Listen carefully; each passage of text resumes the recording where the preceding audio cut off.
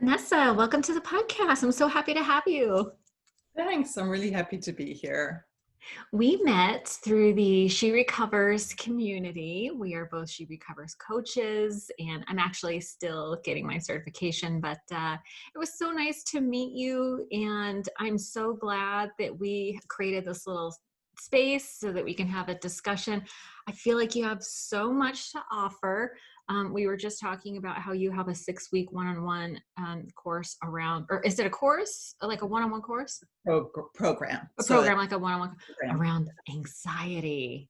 hmm Boy, do we need that right now. So today's, as of recording, November 6th, we are on the cusp of hearing a result for the presidential election. It has been dragging on, and I feel like anxiety is at an all-time high. I don't anticipate that it will be over just because the results have been decided. I suspect there will be lots of drama going on and on.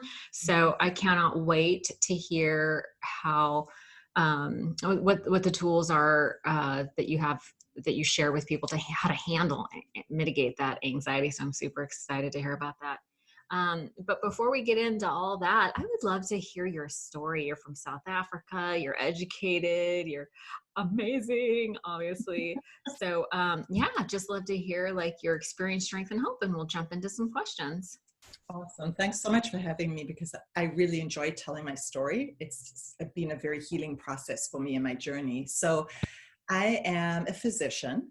I'm in recovery. I've been in recovery since June of 2015 when I came into recovery for an addiction to prescription painkillers and anxiety medication. But I really say I'm in recovery from an unlivable life. I had a really loud inner critic that fed me these limiting beliefs that were not serving me. And the one limiting belief that was that my worth was equated to how much I achieved. And the other was that my worth was equated to how much I gave to everyone and did for everyone around me. And those led me to feeling this inner sense of discontent and dis-ease and a lot of anxiety. And so I reached out to these poor coping mechanisms to alleviate those feelings. So I'm going to go back to the beginning so you'll understand where and how those limiting beliefs developed in my life and kind of what happened. So I was born in South Africa, and I came from a family that really valued academic achievement and service to others. So my grandfather was a cardiologist. My father was a physician. There were lots of nurses, social workers in my family.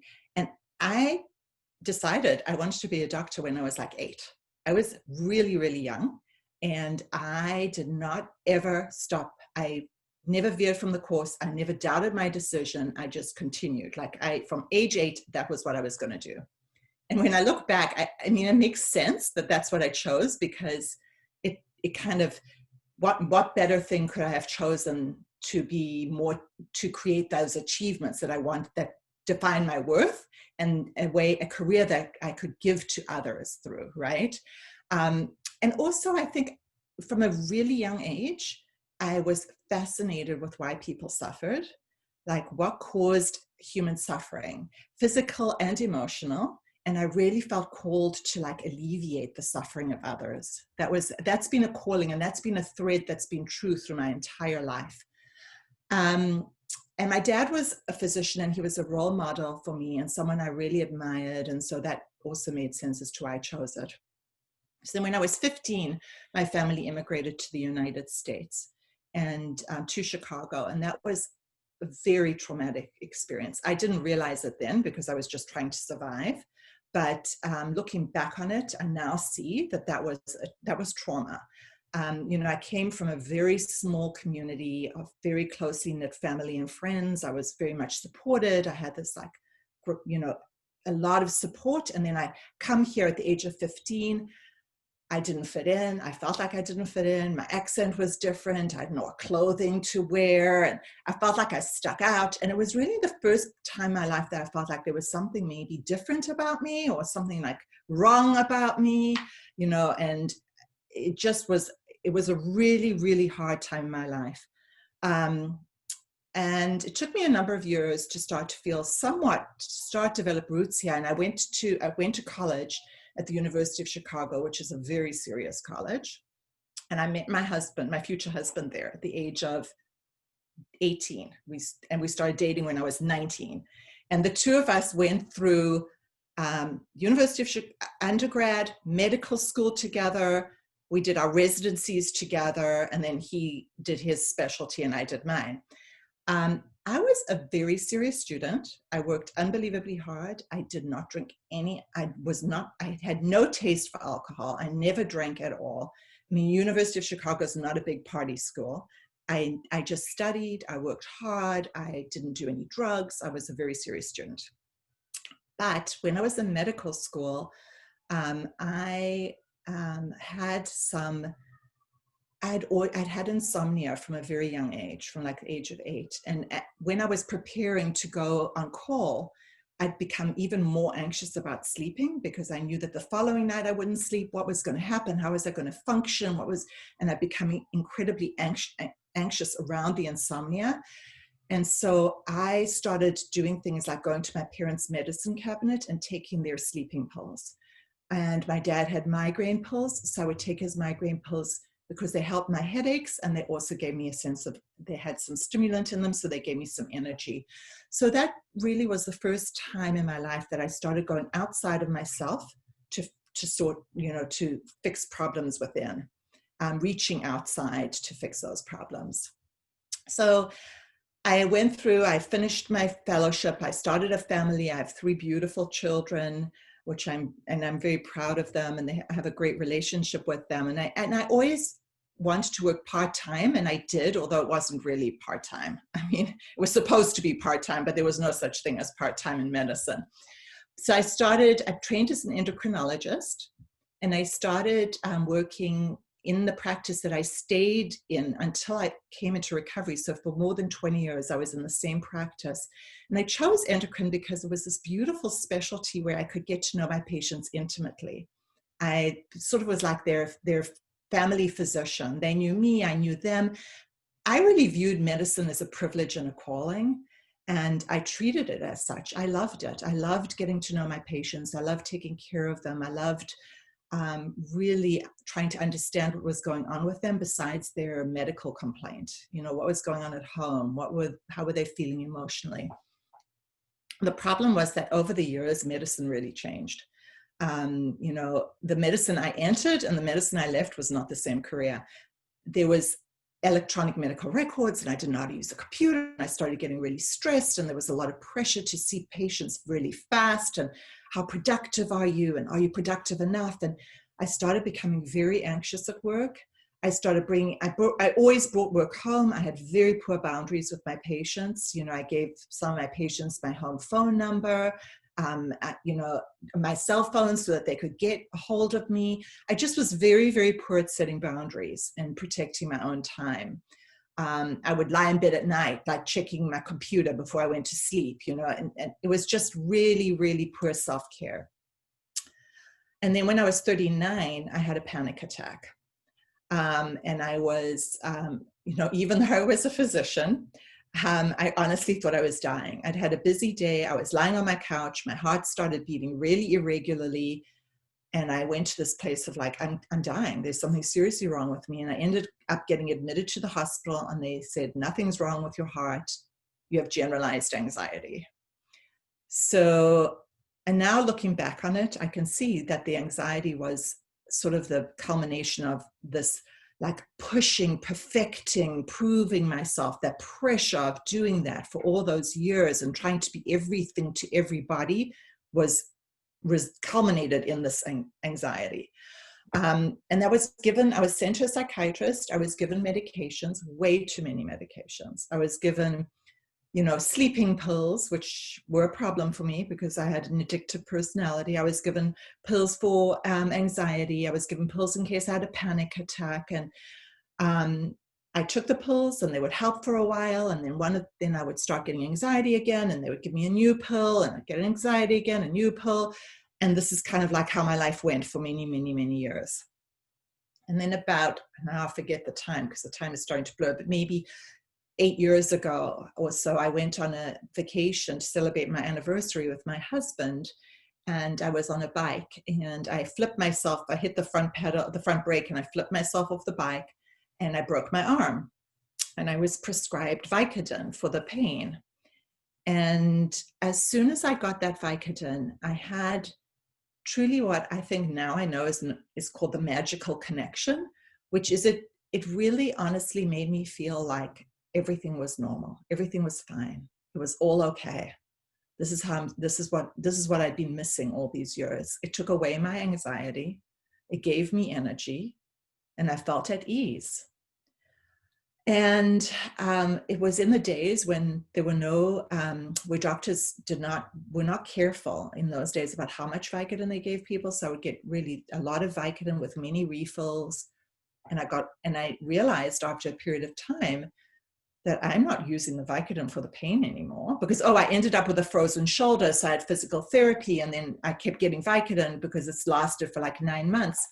And I was taking the Vicodin, I realized, to make me feel good and not to control the pain. So I went to my husband and I told him, I think I have an addiction to the Vicodin. I think there's a problem here. And I decided to just get rid of the Vicodin, go through the withdrawal. And I did. It was a horrible withdrawal. I had muscle aches, muscle cramps. I think I was taking 5 Vicodin a day or something like that. I had to wean myself off, and it was really, really hard and really painful. And I decided at that point, like, I made a vow to myself, I will never become physically addicted to Vicodin. This was hell to go through this withdrawal, just not going to happen. And I went along for a few years, and then my anxiety started really getting unmanageable. And it was for a number of reasons. I think it was my parents were elderly. There were a lot of crises going on with them, health crises. My 2 oldest daughters were in college. I was missing them a lot. My work, as I said, was becoming really, really difficult and not enjoyable anymore. A lot of anxiety around work. And I had decided I wanted to get off one of the medications that the psychiatrist had prescribed for me. And because I read that taking this long term could cause dementia. And I wanted to get off it. And as I weaned it, as I started coming off it, my anxiety just got unbelievably unbearable. And even though that psychiatrist told me I could stay on it forever and I could even use more, I just really wanted to get off it. I just didn't think it was good for me. So I was having terrible anxiety, and coincidentally, I had dental implants that I needed done, and I was re-prescribed Vicodin for the dental implant pain. And as soon as I took the Vicodin, once again, there was that sense of like ease. I've found the answer. But I wasn't going to take it to get to that level of dependence, but I had in some way told myself that I needed that Vicodin for days where my anxiety felt unbearable. And unfortunately, my prescription ran out. And so I had to figure out how I was going to get this Vicodin. And looking back, I'm like, it is so shocking to me that I did something so out of my value system, but I actually started visiting one of my elderly patients at her home, her apartment, and I used to prescribe Vicodin for her, and she had some. I went to her bathroom to use the bathroom, and she had Vicodin sitting on the counter, and I took some of her Vicodin out of her bottle. And I planned and managed to go visit her a number of times over that year to get Vicodin from her bottle. And it turned out that her son was a DEA agent. And I had no idea, although she did kind of tell me something about her son working for the government. And I don't know if that was her trying to warn me. But she never said anything about him being a DEA agent. And there was a day in June of 2015 where she called me in the morning and asked me for her Vicodin, the actual prescription. And I said she could come in and get it. And she asked me to please bring it to her home because she couldn't come in that day. So I took the Vicodin prescription to her home, and the DA had set up a sting, and they videotaped me taking Vicodin out of her bottle, and I was arrested. So that day was the most traumatic day of my life. And I was in complete shock, and truly, like, I had put myself on this pedestal of perfection my whole life, and it got shattered that day. It got completely shattered, and I knew it was up to me to pick up the pieces. No one in my life knew what was going on. My husband knew I was anxious, but he didn't know I was doing this. No one would have ever suspected it of me, because I gave off a facade of I've got it all together, yet inside I was dying. So it looked all good on the outside, but on the inside I was struggling so badly, and I felt so trapped, and I had no idea the way out. I just didn't know where to go for help. And I was afraid. I was afraid if I went for help, my medical license would be in some way impacted or something would happen. So when I was arrested, I gave up my DA license, which immediately caused suspension of my medical license. And I was in denial. I thought I'll be back at work in a week. I'll just call my partners. And I was in shock, and my husband helped me, and he called my partners, and we told them what happened. And I said, just cover me. I'll be back in a week. I'm going to figure this out. And then the hospital called me and basically said, you can't come back to work right now. You need to sort this out. And my licensing lawyer told me I need to go to treatment. So I went to an outpatient treatment. I commuted from home to this treatment program, and I honestly went in thinking I'm not an addict. I mean, I was like, I'm not an addict. I'm not physically dependent to this Vicodin. So that means I'm not an addict. I mean, what do you mean I'm an addict? And then when the psychiatrist there told me, addiction is continued use of something despite adverse outcomes, I'm like, oh, well, maybe I am an addict. Maybe, yeah, actually, I think I probably am an addict. And at that point, I was like, okay, you know what? I need to figure out the causes and conditions that brought me here. And I need to really grow and transform from this point on. I need to make something out of what's happened to me. So I went through the treatment program, and I came out of the treatment program, and I was like, now what? I don't have a job. My job meant so much to me. It was my identity. I don't know if I'll ever get my job back. I'm not sure what to do. And so I just really knew at that point that I needed to figure out ways to cope with my anxiety. I needed to figure out ways to move forward in my life. So I was kind of like faced with this open space, and which was very uncomfortable for me, because I was a busy person. I was always going. I was not someone who could sit in the present moment at all. I couldn't sit with myself. Like, I could not be alone by myself. And I had to be alone by myself for so many hours. I was like, oh my God, what do I do now? So I threw myself into, actually, I found a mindfulness summit. And it was it was like a saving thing for me, because I started to learn about mindfulness and meditation and Buddhist philosophies that really spoke to me, really, really spoke to me. And I went to AA. It was encouraged in my treatment program to go to AA. So I went to meetings, and I found a sponsor, and she was a gift. She was a gift to me. She was an incredibly supportive, empathic person who really understood my journey and stood by me and was there for me on days that were hard. And I got sponsees, and I worked the steps, and I did everything I was told to do. And I did many things. Another thing that was very helpful to me was that I had an incredibly supportive husband. He'd really been through life with me from the age of 18. And initially, he just was there to support me. Then once I got through the treatment program, he was angry. He didn't understand. He was he'd been like he's a very honest person, and a very, very values-based person. He could not understand how I'd done what I had done. And when I explained to him how trapped I had felt and how fragile I'd been, and how I just did not know where to go for help, and how scared I'd been, he just really understood, and he was there beside me.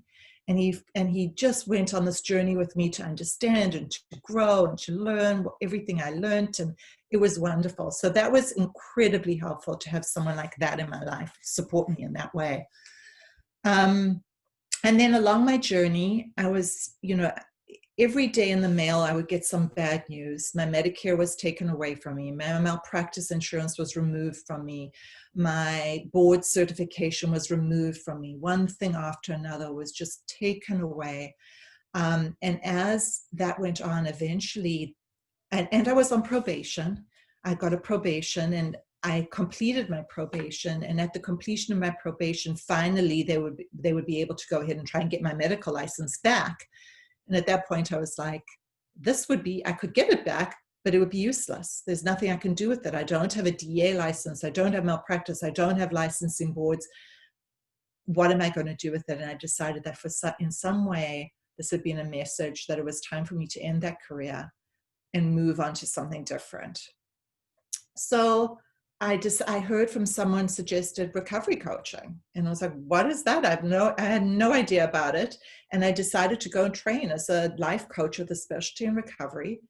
And I loved it. And I started a business called Resilience Recovery Coaching a number of years ago. And that's what I'm giving my energy to now, is to supporting other people in recovery and helping them find their way, and meeting them where they're at, and trying to get my story out to other people who are struggling so that they know that they're not alone.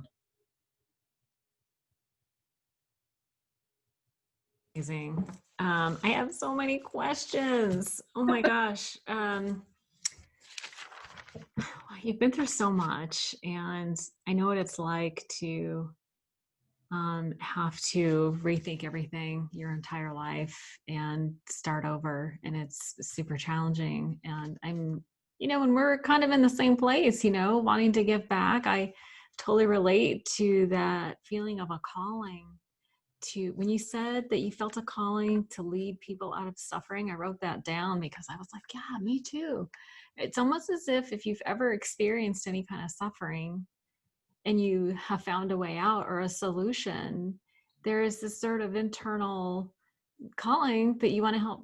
You want to spread the message. And I've seen people in recovery when they first get sober, they want to shut. The common expression I hear a lot is, this should be taught to everyone, right? Because we're talking about coping skills, emotion management, connection, community, like a lot of things that are actually missing from a lot of people's childhoods, right? Most people do not learn this stuff in childhood. So I really related to your desire, your calling. And another thing that I picked up from your story so much, you probably saw me writing furiously, but the idea of trauma from moving, you mentioned moving at age 15. I myself moved when I was in the 3rd grade. I don't remember how old I was, but what a traumatic experience that can be. But you were 15. That's like the worst possible age. How did the kids at school respond to you when you showed up with this cool South American accent? You didn't feel like you were cool? I don't even know if I think they loved my accent. Right? That's true. Yeah, definitely. There was a lot of like, I love your accent. Oh, your accent's very cool. Yeah. I just didn't feel cool. You couldn't receive it. Yeah. I couldn't receive it. I didn't feel cool. I had the wrong clothes, and my mom had desperately run out, and we arrived in the winter of 78, which was a huge winter in Chicago. It was blizzarding, and we came from South Africa, which was like a completely different climate, no snow, no cold. And so my mom went out and got me a jacket that was literally like 5 sizes too big, and I just was wearing this huge big thing that made me look just awful. And it was the color of, I don't even know, like poop. Terrible. And I brought you a poop jacket? That's rude. Oh, come on, Mom. So terrible. Man, clothes are. I just watched that show on Netflix, Queen's Gambit. I don't know if you've seen it yet. You have to watch it, but there's a scene where this orphan girl gets adopted, and her adoptive parents send her to school, and basically like these orphan rags. And all the girls are wearing like saddle shoes and poodle skirts, and they're all super cute. And she sticks out like a sore thumb, and they all mock her. I mean, kids at that age are, that's probably junior high, 15, about junior high, maybe. It was high school. Yeah, it was. Yeah, I mean, but at that age, I mean, kids are so superficial. All they care about is blending in, and God forbid you stick out. So my heart broke for you a little bit. I was like, oh, that must have been awful. That is traumatic, right? Because like for me, it was a feeling of being self-conscious. Was that your predominant experience? Self-consciousness, not good enough? Yeah, self-conscious, not good enough, very much that. Not fitting in. And there was a lot of pressure. Like when I first arrived, it was the middle of the school year and they put me up 6 months and they wanted me to take my exams. And I was like, I haven't even been in these classes and you want me to take final exams. And I literally, because I had that whole thing around achievement and I needed to get Right. straight A's, and I literally lay on the floor and had a tantrum and screamed, I'm not going to do this. I'm not taking these exams. You know, I felt so threatened in so many ways. Threatened. That's a Yeah. great word. Yeah. So, and I relate to the, you mentioned a loud inner critic and that your worth being tied to achievement and service. Where do you think that came from? Um, there was a lot, like I said, there was a lot of my family very much valued academic achievement. So my dad, people really, my parents, my dad in particular, our grades were very important to him and how we did. And we got a lot of accolades for doing well and not so many accolades at all for doing poorly. And there was a time in second grade where I wasn't doing so well. And my father really got upset, not physically abusive, but very disappointed. And it definitely profoundly affected me because I remember that day. And from that day on, I was like, this is it. I am going to get straight A's. There is no doubt about it. There's no questioning. And the pressure of that was just really hard. And it's something I've had to work with my whole life because I don't know if you know the Enneagram, but it's Oh, I do. I just discovered it. Yeah. and What's your number? at 3, an achiever. And it's Yeah. not surprising to me because that is a very core part of who I am. And so even in my coaching practice, I have to be careful. Like, how Yeah. much am I pushing myself to achieve? Can I let go of achievement? Can I just be? Can I just sit? Can I just be at ease? Just sitting and being on a couch and lazing around for me is a very uncomfortable thing. Like it's a challenge. Most people love to lie on the couch. That's not my personality type. Not your get That's a down. challenge for me. Um, yeah, that probably causes you anxiety, right? Yeah. Yeah. It's interesting that I've sort of have this, been mulling over this idea of the obstacles that we put, like the barriers that we create between um, ourselves and receiving, like what's blocking, what is the resistance to receiving? And it's typically, I need to achieve something before I can receive. Like I have to struggle and strive and suffer before I can receive. Is that something that has been does that resonate at all? I'm not sure if I have to struggle and strive before I can receive, but that isn't exactly what I feel. I think I just really want to achieve. Like the achievement in some way is so important to me and proves that I'm okay. And in some And ways, then by once you prove that you're okay, then I what are have to you, do more.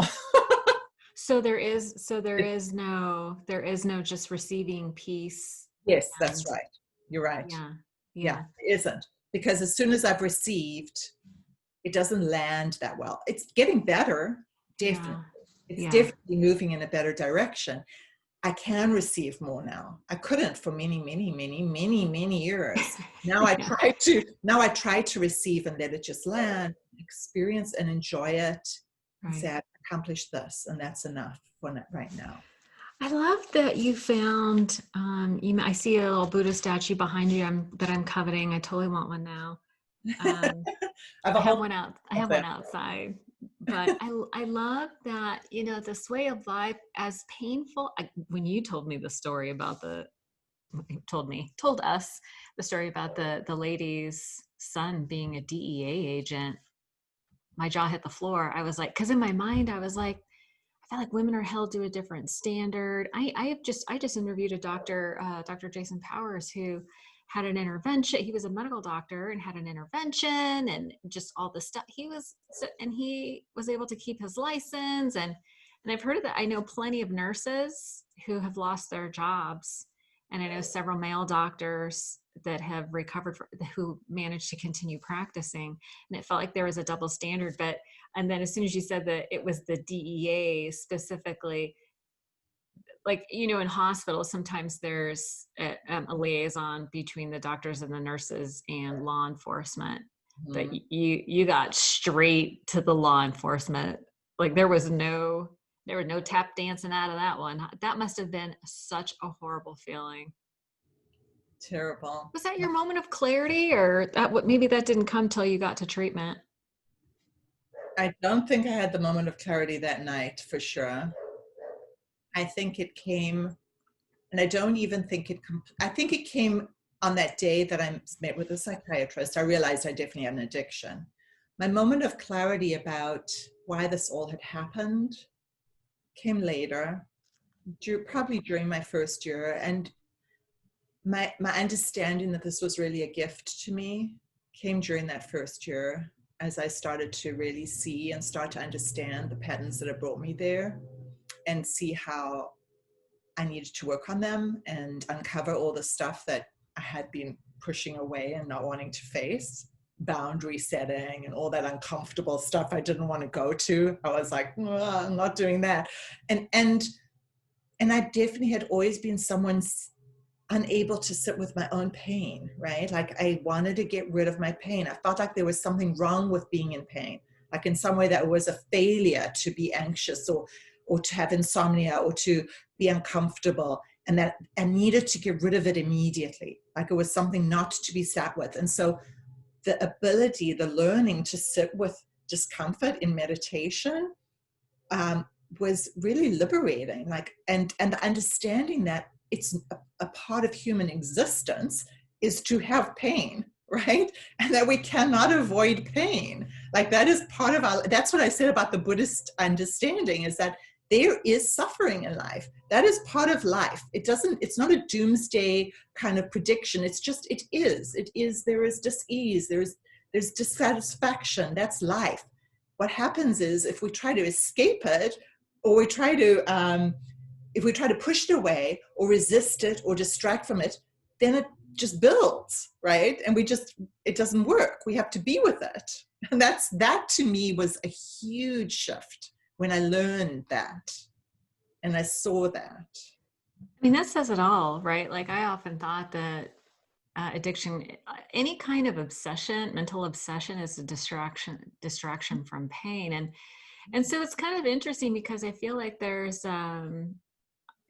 two schools of thought that are both true. Like we have pain, so as a guidepost, it's like you put your hand on the hot stove, you burn it, that's pain, and not to do that again, right?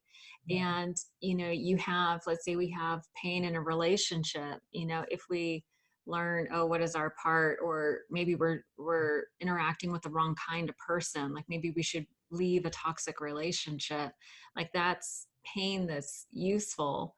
But then Mm-hmm. there's the acceptance, what you said about pain equaling failure, that really struck me, because it's the meaning that we assign to the pain that often is just off a little bit, right? And I love the Buddhist, what would you say is the Buddhist interpretation of how to deal with pain? So I love, they have a number of different things, but one thing I love about the Buddhist idea is that they talk about the first arrow, right? So the first arrow is the pain, is the things that happen in life, like maybe you stub your toe. That's the first arrow. The second arrow is all the stuff you add on to it. Right. I'm such an idiot. What a fool. Now I'm not going to be able to walk for a week. I won't be able to do this or that. It's all that other stuff. That's the second arrow. So it's what we resist. Like the Buddhist idea is that it's it's not being with things as they are, Wow.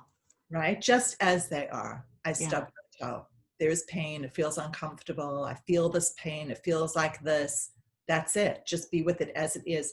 It's when we add all that other stuff on that we really, that's when we get suffering, Yeah, right? Rather than that's just the pain. suffering. Yeah. Right. Right. Yeah. That's genius. I Yeah. love that. Yeah. I want to be sure we spend a little time on, you mentioned a couple of things Mhm. that people in early recovery suffer with a lot, which is insomnia and anxiety. They're probably linked. Mhm. Um, you're the doctor, you tell me. I keep saying I'm not a doctor and I don't claim it on the internet. And I'm so grateful to have an actual doctor on the podcast. So maybe you can tell us a little bit about I don't know if you have ideas about how to address insomnia, but if you want to talk about anxiety and coping strategies, I feel like that would be super helpful, especially people early in recovery. Yeah.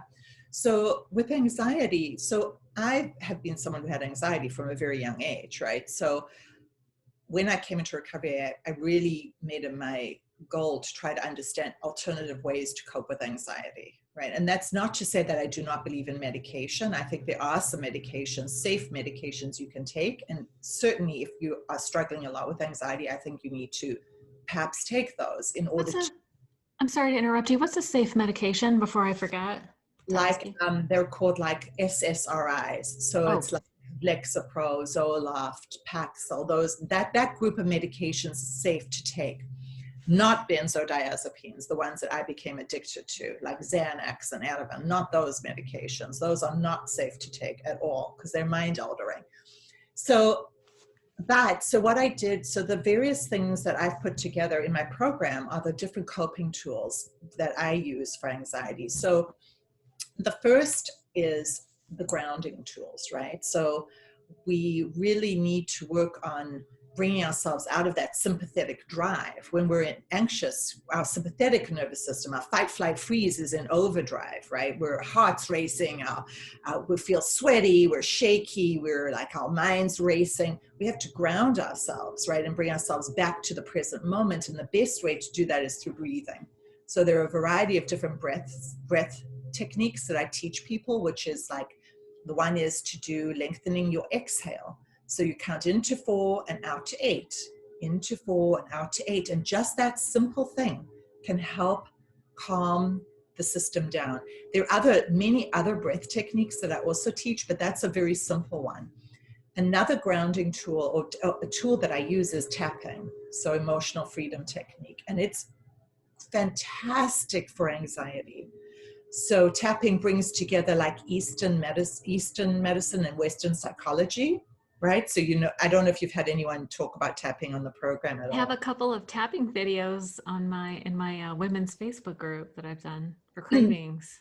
Yeah, I mean, it can be used for craving, it can be used for anything, but it helps you tapping on the meridian points and you have your setup statement. So say for when you're feeling anxiety, your setup statement is going to be something like, even though I feel anxious right now and my heart is racing, I deeply and completely accept myself, right?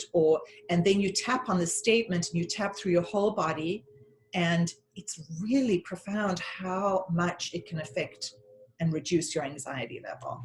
Do you have any videos or anything, any resources that we can direct people to? Maybe it's on your website. So I don't have, I mean, on my website, I do have a webinar that I released, and there's tapping in that. Oh, perfect. Okay, well, I'll leave all that in the show notes. Yeah, there is. And then Nick Ortner, Yeah. Ortner, has great tapping resources as Is well. I really love it. Jessica Ortner, is that his Yeah, sister? that's his wife, I think. Oh, okay. I'm not sure I don't actually. know. Yeah, Don't, I've don't seen. quote me on that. Yeah, we'll not discuss their relationship. I don't know what it is, but I've seen both of them do amazing tapping stuff, and I was fascinated by it. So I studied it and created a couple Yeah, tapping videos for cravings that are on mine. But I'll definitely leave links to yeah. your webinar. Yeah, and then I just include things in that whole course around meditation, because meditation is profoundly impactful and reduces anxiety significantly. So how the type of meditation I do, we work on that.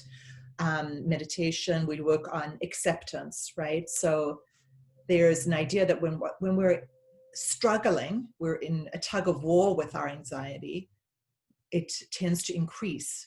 But when we drop the struggle and we just allow it to be present, even though that's very hard for people to get their minds around, it actually has the opposite effect. It starts to reduce in intensity. So we talk about how to open up and expand around our emotions and allow our emotions to be present, and they will dissipate. They will. People are afraid to do that, but it does. It really does work. And then I do Can work. I Yeah, ask you a question about meditation? yeah, The first thing whenever I suggest meditation to people, the first thing I hear is, "Oh, I can't meditate." I know. Do you want to dispel some of the Yes, common misconceptions yes, about what yes. meditation is and how to do it? Yes, I do. I really do. My mind is too busy. I've tried and I can't do it. Yes, I hear that over and over and over again. Yeah, And yeah. I want to tell people that if they think their mind is too busy, they should see my mind. And if I can do it, they can do it. I promise you. There's, Um, it's not a contest. We're all no, a little bit no, crazy. no, no. Right. No, but anyone can do it. So Yes. basically, what I want people to understand about meditation is that all it is a practice of paying attention to your breath. Yeah. And when you notice a thought, and you notice yourself caught up in thinking, which will happen and which naturally does happen because our minds think and create thoughts, you just notice thinking and you just come back to the breath. And the thought will come in again, and you might get caught up in a story, and you notice, and you just say to yourself, thinking, and with an attitude of kindness and like curiosity, you just say, okay, thinking, and you just make no big deal of it, and you come back to the breath. And every time you bring yourself back to the breath, is you're practicing mindfulness, because what you're doing is you're training yourself to be present right here, right now for what's going on, and not get caught up in the stories that we're telling ourselves the whole time, which are very often very painful because we have a negativity bias in our brain to go to the negative and not the positive. And then what that allows you to do is, as you train yourself to do that during the day, when you start to notice that you're caught up in a story, like he said that and she said this and I should have done that and they should, you can stop for a moment and notice it, because you become better at doing that, and say, oh, thinking. And you just bring yourself back to So good. right here, right now, I'm cooking a meal. There's Yeah. no argument going on right now, right here. There's the smell of the food and there is the colors, and you bring yourself back to the moment you're living in rather than Gosh, that virtual we, reality. we need that so badly right now, because right now it's so easy to get caught up, like we were talking about the election, Yeah. and politics in general are such a hot button. It's so easy to lose yourself in that. But not just that, it's like I feel like everybody has something challenging going on in their life, whether it's a health issue, a relationship, money stress. Everybody has something going on where they can get lost in the story. Yeah. And I love how you explained that, how simple meditation is. I don't know why people, well, I guess I understand why people don't practice the meditation. It's like our minds are so busy, we don't we don't take the time. But I love how you explained it, and with the gentleness that just, it's just just thinking. Mm-hmm. You don't even have to put any qualifiers on it. Mm-hmm. Thinking, and then bring it back to the breath 1,000 times, but with gentleness. I love that. And I really do believe that when you were talking about acceptance, are you familiar with Tara Brach? Oh, yes. I'm obsessed. Tara, Oh my gosh. Tara Brach was one of the people in that mindfulness summit I first met, and Oh, she was the really? person I listened to every single, in the first like 6 months of recovery, I sat and listened to every single one of her podcasts and took notes on all of them. And I would, Brilliant. yes, yes, yes, oh, I understand. Oh, she gets me. I've actually gone to one of her retreats. Oh, I'm so jealous. I want to go. One Maybe person. after. Yeah, maybe after the pandemic. But I listened to her. I was actually listen when I can't sleep. I listened to her book, Radical Acceptance, Mhm, and I was listening to it this morning, and I was thinking, every mhm, time I hear it, I hear something different. And mhm. she really talks about now I'm going to forget what it is, but it's basically avoidance of self, The trance of unworthiness. I the love. trance of unworthiness. Yeah. That is what I was caught in, was a Yeah. trance of unworthiness. And it's a trance because it separates you from life, right? It separates you from being here because you're caught up in your trance of like, I'm not good enough. There's something wrong with me. I need to be doing better. Yeah. Isn't, and it's so common, Yeah. but I mean, you can literally be lost in that your entire life.